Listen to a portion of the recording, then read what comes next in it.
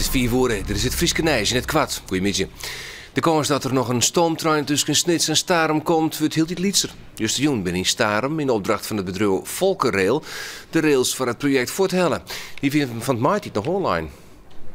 Uitvoerder van het project Volkenrail moet nog een behoorlijk bedrag van de Friese stoomtreinmaatschappij hebben.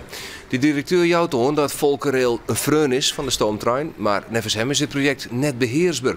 Jijderal sluit bouwbedrijf Friso het bouwplak in Snits al, maar stekken. Pas als de rekkers betalen worden, wordt het weer vrij doen.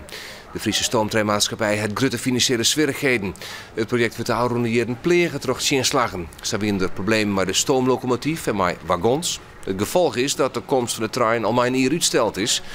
Op de website van de stoomtrein stiert dat de trein in april takomir rijden zal. Net een van de belutste partijen wil voor de Camera reageren. Directeur Max Kooijmans is net bereikbaar voor commentaar. Er zijn juist jong geen gevaarlijke stoffen vrijkomen bij een grote brand in Ljouwert. Die 2 autobedrijven op de Adoniswaai op industrieterrein de Hemrik volslaan in de Jiskelai. De brand ontstier vlak van 9 uur bij het garagebedrijf Van Leeuwen. Het restaureert oude auto's. Ik wie er een APK-keuringsstation in de loods. De brandwacht schaalt al gauw op naar een grote brand. Maar 40 mensen van de korps van Ljouwert, Marsum, Burgum en Grauw bestrijden het vuur. Nou, er hebben ook een aantal flinke klappen plaatsgevonden. Dat betekent een autobedrijf zijn altijd autobanden, gasflessen, airbags. Er zijn behoorlijk wat dingen tijdens de brand klappen gegeven. Daarom hebben we ook behoorlijk afstand gehouden. Omstanders hebben nog bezocht auto's naar boeten te rijden, maar vanwege de warmte werd dat te gevaarlijk. De loods uit 2001 is volslaan voortsmolten. Meer dan 20 auto's zijn verlengd. De verhuizing van de meldkamer van Ljouwert naar Drachten is vannacht langomlet woltrokken. Ik al wie het vanwege die brand nog wel even spannend. De laatste uren van de meldkamer in Ljouwert binnen spannend omdat alle systemen oerzet worden matten. Nou ja, wat je niet wil is dat bijvoorbeeld je 112-telefonie stilvalt of dat je de 112-meldingen niet binnenkrijgt. Want mensen bellen in het volle vertrouwen dat ze worden beantwoord en dat je actie voert.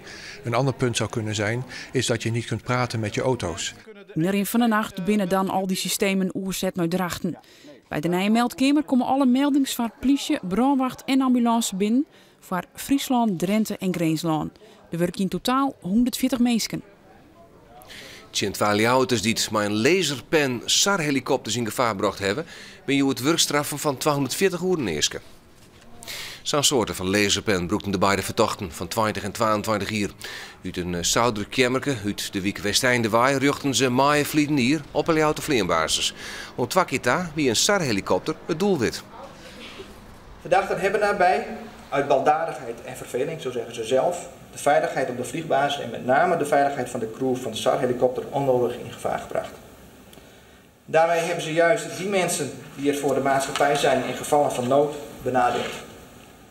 Van Joetouw ken je op je zoontje in de al je riebewies heli. Met het experiment 2 to Drive kan je rietlessen nemen van section en een heel rouw. Waar slag het? Maar voort al de dik op.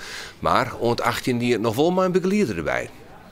Met het experiment hopen de oerie dat er minder ongelukken komen met jonge automobilisten.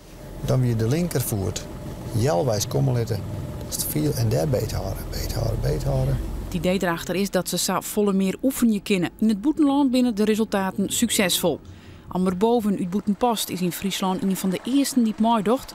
Ze is 16 en een heel en stapt voor het eerst achter het stuur. Nou, van na een paar lessen moet het heel goed gaan. Ja, daar best er net benauwd van. Nee, ik denk dat als je goede instructies krijgt, gaat het wel goed. We houden behoorlijk omvraag. Het is natuurlijk nog nij. We moeten nog een beetje zien hoe het hier zich ontwikkelt.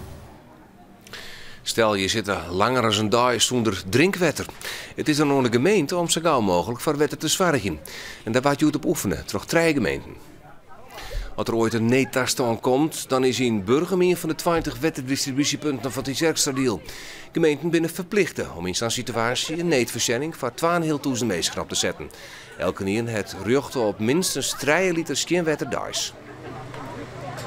Je moet er vooral denken, als de schaarste is, dan zijn meestal hele rare wezens. Dus dan beginnen ze te dringen en iedereen wil natuurlijk zorgen dat er minimaal 3 liter water krijgt en meer. En dat is vaak de kunst van, nou ja, verdeel dat goed. Ja, want meestal wel van hun huisdieren bijvoorbeeld ook nog.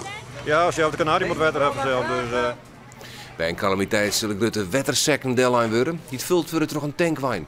De oefening is zonder problemen verroen. Het waren dan dat besluit. Joen en vannacht is het meest bewolkt en er valt wat rein. Het wordt een gratis 10. Morgen eerst een soort bewolking, middags komt de zinnen erbij. De temperatuur komt op 15, 16 graden en er stiert een matige en vrij krachtige zuideerste wind. En dan zag via Disney dadelijk hier Heer en een nieuwe aflevering van Het Paard Waarom. En ik meld me maar meer Friesnijs aan om 6 uur.